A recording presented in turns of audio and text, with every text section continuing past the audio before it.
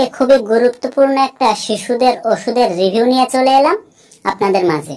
আজকে যে ওষুধটি নিয়ে রিভিউ করব আপনারা ভিডিওতে দেখতে পাচ্ছেন, সিপ্রোসিন সিরাপ। এই ওষুধের প্রস্তুতকারক company Square pharmaceuticals limited. Ciprocin সিরাপের জেনেরিক নাম সিপ্রোফ্লক্সাসিন। সিপ্রোসিন সিরাপ এর ভিতরে আছে একটাতে পানি আর একটাতে পাউডার ওষুধ। পাউডার ওষুধটি পানির ভিতরে ঢেলে ভালো করে ঝাঁকিয়ে ওষুধটি তৈরি করে নেবেন। এর সাথে এক্সট্রা কোনো পানি লাগে না। এবার বলি ওষুধটির কার্যকারিতা।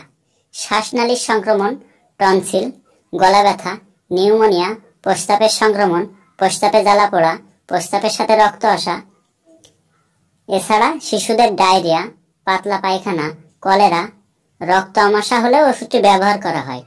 এবার বলি ওষুধটির সেবন বিধি। শিশুর বয়স 6 মাস থেকে 1 বছর বয়সের শিশুদের জন্য হাফ চামচ করে প্রতিদিন 2 বার, সকালে এবং রাত্রে। 1 বছর থেকে 3 বছর বয়সের শিশুদের জন্য 1.5 চামচ করে 2 বার, সকালে এবং রাত্রে।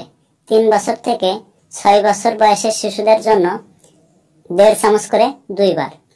আপনারা জানেন এটা একটি অ্যান্টিবায়োটিক ওষুধ, তাই এই ওষুধটি খাওয়ানোর পূর্বে অবশ্যই একজন ডাক্তারের পরামর্শ অনুযায়ী ওষুধটি খাওয়াবেন। আর এই ওষুধটি খাওয়ালে 5 থেকে 7 দিন অবশ্যই খাওয়াতে হবে। এবার বলি ওষুধটির পার্শ্ব